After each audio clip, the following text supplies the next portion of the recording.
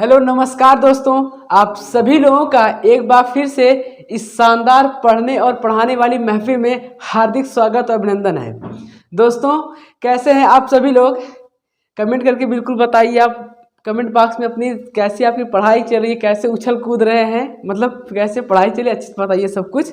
और दोस्तों और मज़े की बात तो ये है कि हमने अब पास्ट इंडेफिनिट टेंस आज के शुरू कर देंगे, पास्ट इंडेफिनिट टेंस शुरू कर देंगे और हो सके बहुत जल्दी जल्दी पढ़ाएंगे अब, ठीक है। पर कंसेप्ट हर एक चीज़ बताएंगे, आपको कुछ अधूरा ज्ञान नहीं देंगे, हम जो देंगे पूरा अच्छे से ज्ञान देंगे। बस आप क्या करिए, अच्छे से बने रहिए और वीडियो को लास्ट तक देखिए, तभी समझ में आएगा। ये नहीं कि भगा भगा कर स्किप करके देखेंगे, कुछ भी नहीं समझ में आएगा, ठीक है।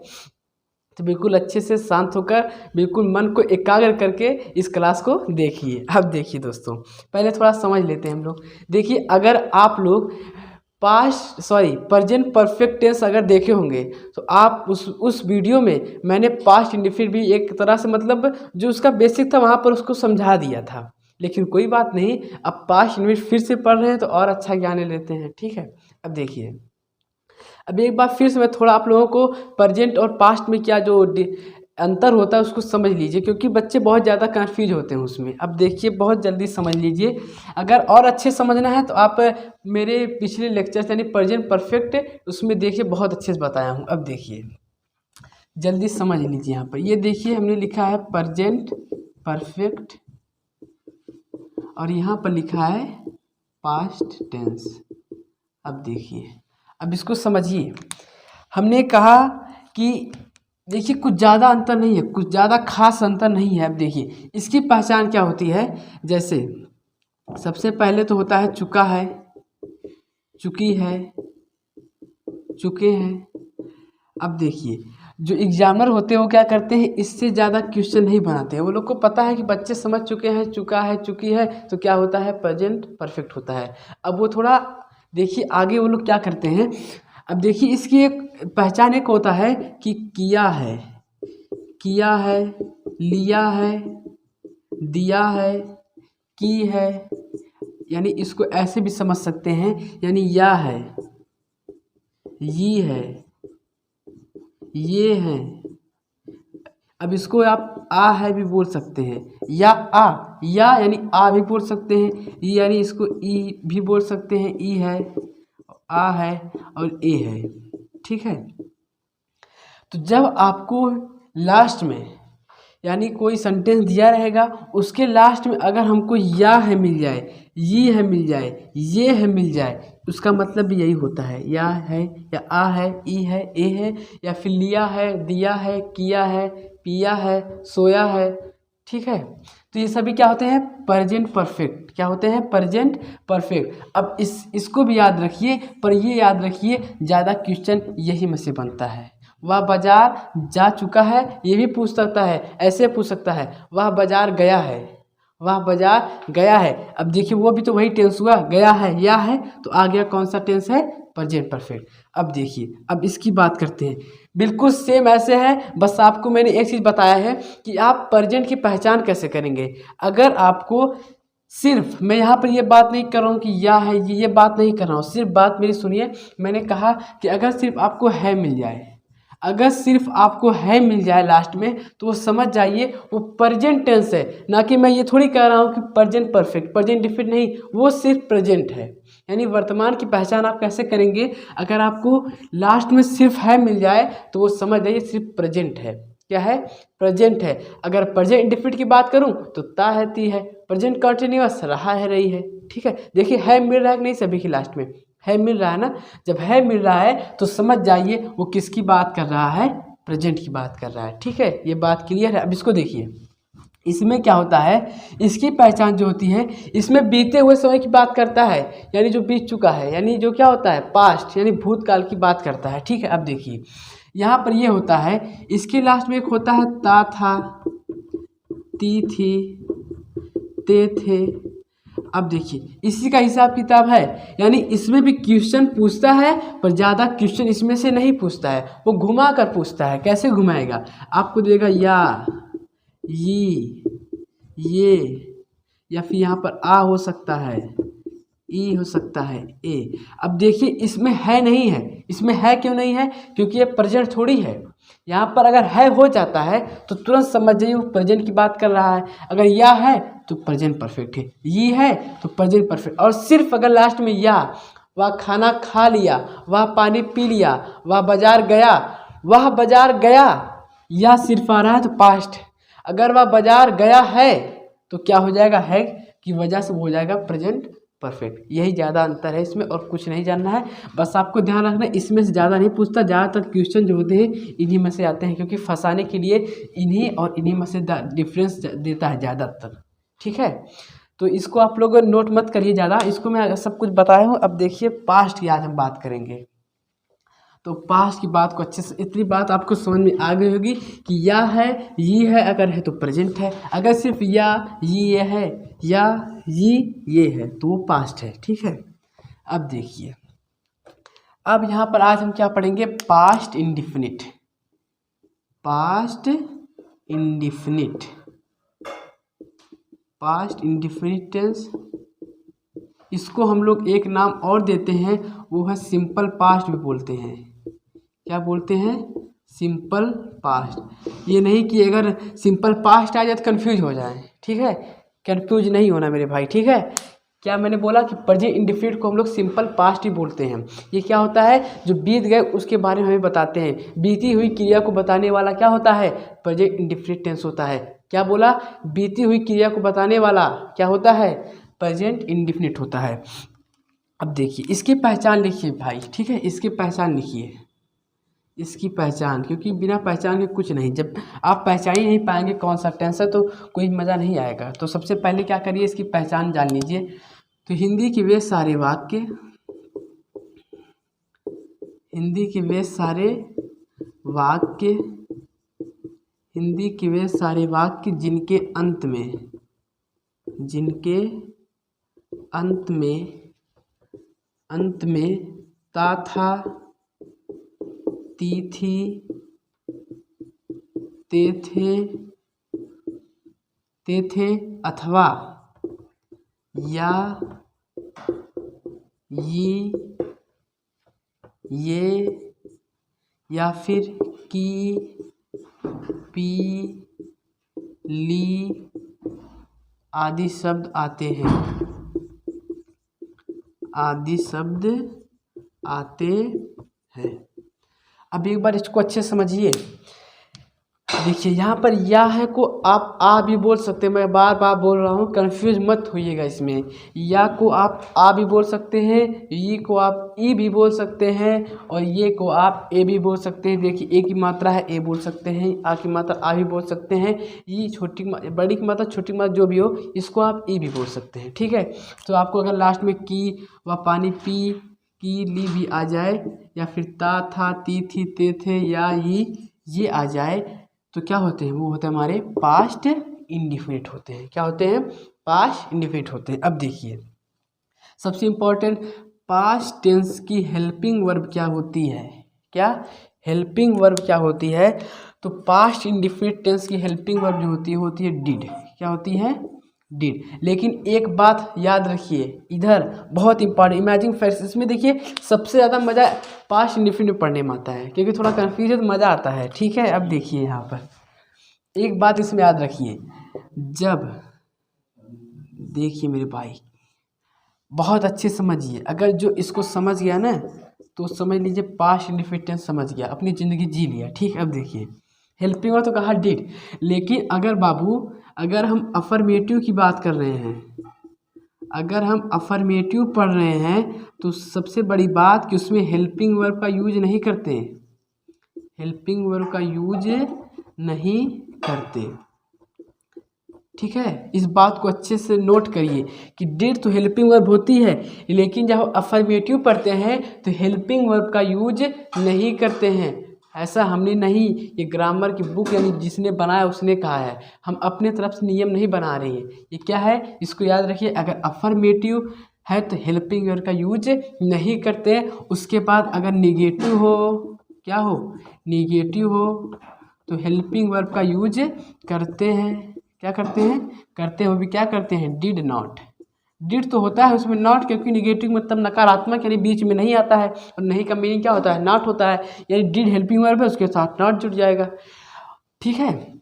और इंट्रोगेटिव या इंट्रोगेटिव में भी क्या होता है, यानी सिर्फ इस बात को इसमें ये समझिए, इसमें समझना क्या है आपको, ये समझना है कि अगर अफर्मेटिव है तो हेल्पिंग वर्ब का यूज नहीं करते हैं, बाकी उसको छोड़कर चाहे निगेटिव हो चाहे इंट्रोगेटिव निगेटिव हो हेल्पिंग वर्ब का यूज होगा, हेल्पिंग वर्ब का यूज होगा। तो इसमें हेल्पिंग वर्ब का यूज नहीं करते हैं, इसमें हेल्पिंग वर्ब का यूज करते हैं, इसमें हेल्पिंग वर्ब का यूज करते हैं। और सबसे बड़ी बात एक मेरे भाई यहाँ पर समझिए, ठीक है, इसको हम मिटा देते हैं।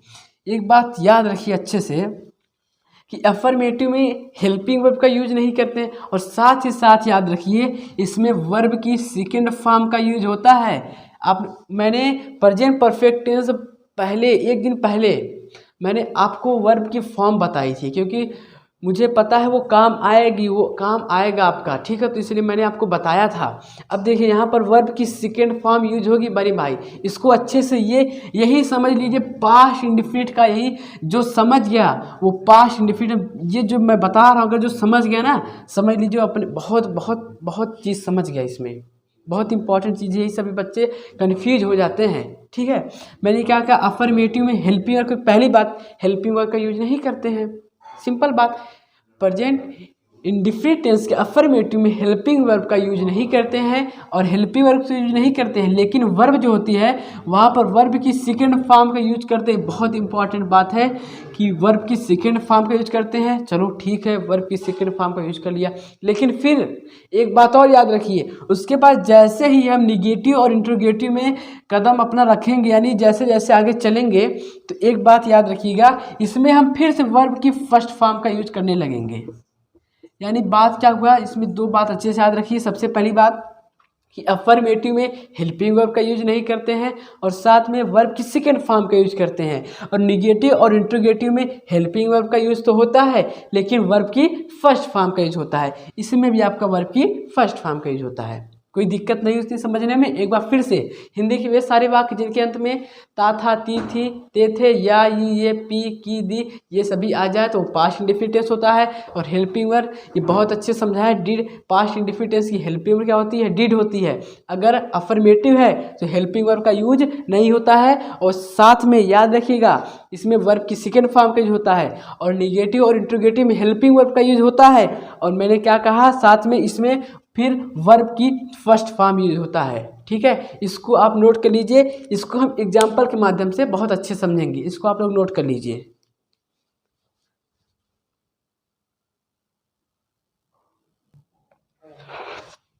तो प्यारे दोस्तों इस एग्जाम्पल को देखिए, इस एग्जाम्पल के साथ आपको मैंने जो अगले जो इसके पहले वाले बताया था सब कुछ समझ में आ जाएगा, ठीक है। अब देखिए हमने क्या कहा, इसकी अफर्मेटिव, सबसे पहले अफर्मेटिव पढ़ते हैं यानी सकारात्मक। उसमें क्या होती है, इसका स्ट्रक्चर कैसे बनता है, सब्जेक्ट के साथ हेल्पिंग वर्ब का तो यहाँ पर होता नहीं है, तो हेल्पिंग वर्ब नहीं लिखा है। सब्जेक्ट प्लस वर्ब की सेकेंड फॉर्म, क्योंकि अफर्मेटिव में ना तो हेल्पिंग वर्ब का यूज होता है, और साथ में इसमें क्या है कि वर्ब की सेकेंड फॉर्म का यूज होता है। उसके बाद ऑब्जेक्ट, उसके बाद कोई अदर वर्ड है उसको लिख लीजिए। सिंपल सा स्ट्रक्चर है, बहुत सिंपल सा स्ट्रक्चर है। सब्जेक्ट, इसको याद करें, सब्जेक्ट प्लस वर्ब की सेकंड फॉर्म प्लस ऑब्जेक्ट। अगर ये याद नहीं करते कोई दिक्कत नहीं, सब्जेक्ट प्लस वर्ब की सेकंड फॉर्म प्लस ऑब्जेक्ट, बस। अब देखिए इसको हल करते हैं दोस्तों। हमने कल उसे देखा आ था, यानी था आ गया तो समझिए देखा आ था, या फिर आ और फिर देखिए था भी आ गया, या ता था, ती थी, आ था, सब समझ जाइए, सब ठीक है। अब देखिए हमने कल उसे देखा था, हमने का भी हो गया। अब देखिए हमने क्या देखा, सी होता है वर्ब की फर्स्ट फॉर्म, सा, यस ए डब्ल्यू, सा जो होता है वर्ब की सेकेंड फॉर्म होती है, तो हमको वर्ब की सेकेंड फॉर्म वी सा, किसे देखा था, उसे, वी सा हिम, कब देखा, कल, यस्टरडे, ये हो गया यस्टरडे, ठीक। अब देखिए अगला, देखिए मैं जौनपुर में रहता था, था आ गया तो क्या है, पास्ट इंडेफिनिट टेंस है, इसमें ना तो नहीं है, क्यों, कब, कैसे, कुछ नहीं है, अफर्मेटिव है। अफर्मेटिव में हेल्पिंग वर्ब का यूज नहीं होता है। अब देखिए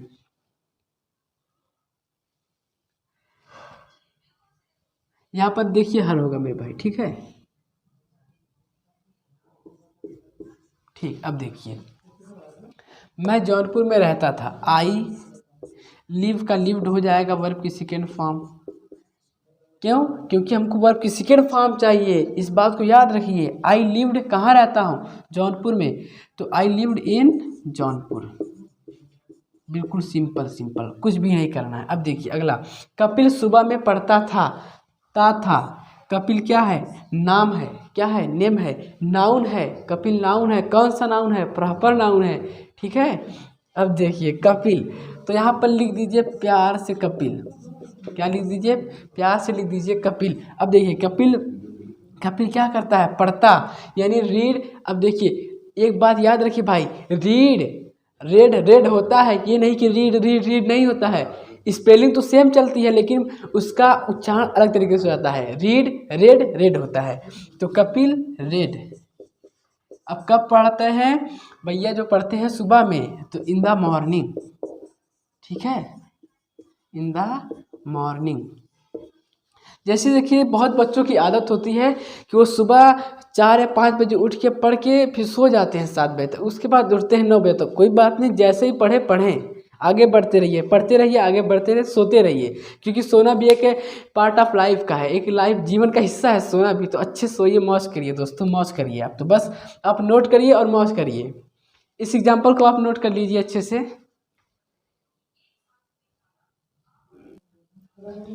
तो दोस्तों इसको आगे एग्जाम्पल देखिए, आप भी करने की कोशिश कीजिए। जब तक आप करेंगे नहीं तब तक कुछ मज़ा नहीं आएगा।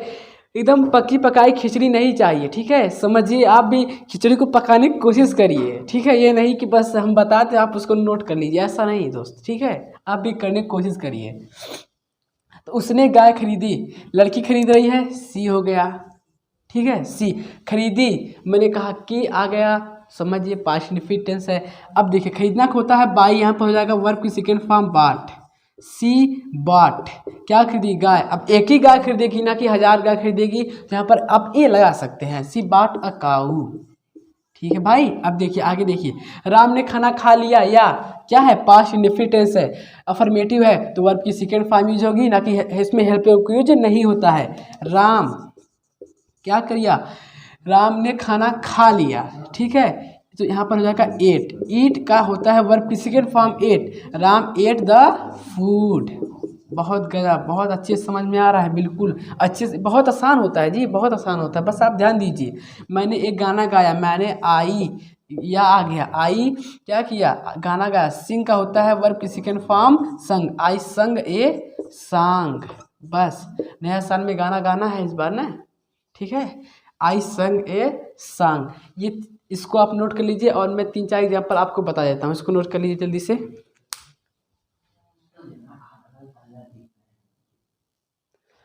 तो दोस्तों आज के लास्ट ये 3 एग्जाम्पल, इसके बाद अफर्मेटिव हमारा खत्म हो जाएगा। ठीक है, कुछ ज़्यादा खास नहीं था, बस स्ट्रक्चर आपको याद करना है। सब्जेक्ट प्लस वर्ब की सेकेंड फॉर्म प्लस ऑब्जेक्ट। मैंने आपको बताया अफर्मेटिव में हेल्पिंग वर्ब का यूज नहीं होता है, साथ में वर्ब की सेकेंड फॉर्म का यूज होता है। ठीक है, अब देखिए मेरे भाई, तुमने अपना पाठ याद किया या है? तो क्या है, कुछ लोग बहुत परेशान कर रहे हैं यहाँ पर, कोई बात नहीं, करने दीजिए। हमको लड़ना है, जीतना है हर चीज़, क्योंकि हमको जीतना है, करने दीजिए भाई। ठीक है, देखिए तुमने अपना पाठ याद किया, तुमने यू हो गया। अब देखिए वर्ब की सेकेंड फॉर्म है, लर्न का हो जाएगा लर्न। मेरे भाई आपको एक चीज़ और बता दूं मैं, आप लर्न की जगह लर्न भी यूज कर सकते हैं, ईडी लगा सकते हो, आपके ऊपर है, आप कितने मासूम हो, आप जैसा यूज करना चाहो। ठीक है, यू लर्न क्या याद करो? अपना, तुम के लिए अपना क्या लगता है? योर लगता है। You learn your lesson. बोलो तारा, बहुत आसान है यार, गजब एकदम, बहुत आसान, बस तुम करते जाओ। उन्होंने मेरी सहायता की आ गया पास्ट इंडेफिनिट। उन्होंने यानी दे, उन्होंने यानी कौन? वे हुए ना, तो दे क्या की? हेल्प, हेल्प हो जाएगा वर्ब की सेकेंड फॉर्म। दे हेल्प्ड मी, मेरी, मी हो गया खत्म। माता जी पूजा की, माता जी का क्या हो गया? मदर हो गया। ठीक है, अब क्या की? माता जी ने क्या की? पूजा की, वर्शिप का हो जाएगा वर्शिप, क्योंकि हमें भाई क्या चाहिए? वर्ब की सेकेंड फॉर्म चाहिए। क्या चाहिए? वर्ब की सेकेंड फॉर्म। तो अफर्मेटिव में कोई ज़्यादा दिक्कत नहीं हुई आपको, बहुत सिंपल था। बस आपको एक पॉइंट याद रखना है कि प्रेजेंट इंडेफिनिट टेंस के अफर्मेटिव में और पास्ट इंडेफिनिट टेंस के अफर्मेटिव में हेल्पिंग वर्ब का यूज नहीं होता है। ठीक है, और जैसे यहाँ पर चलता है कि अफर्मेटिव में यूज नहीं हुआ हेल्पिंग वर्ब का, उसी प्रकार सेम प्रेजेंट इंडेफिनिट में चलता है। वहाँ पर भी हेल्पिंग वर्ब तो डू डज होता है, लेकिन अफर्मेटिव में यूज नहीं होता है। बाकी नेगेटिव इंट्रोगेटिव में वहाँ पर क्या होता है, हेल्पिंग वर्ब का यूज होता है। ठीक है, तो दोस्तों आज की क्लास आपको कैसी लगी कमेंट बॉक्स में ज़रूर बताइए। ठीक है, और कोई अगर आपको समझने में कहीं कोई दिक्कत, स्पेलिंग मिस्टेक हो तो मुझे बताइए, या फिर अपने स्तर तक उसको सही करने की कोशिश कीजिए। ठीक है दोस्तों, तो आज की क्लास को यहीं पर रखेंगे। उम्मीद है आपको ये क्लास समझ में आया होगा, और क्लास को शेयर पूरा कीजिए, दौड़ाइए यहाँ वहाँ पर। ठीक है क्लास को, तो दोस्तों आज की क्लास यहीं पर, तो okay bye bye, take care, see you guys, thank you so much.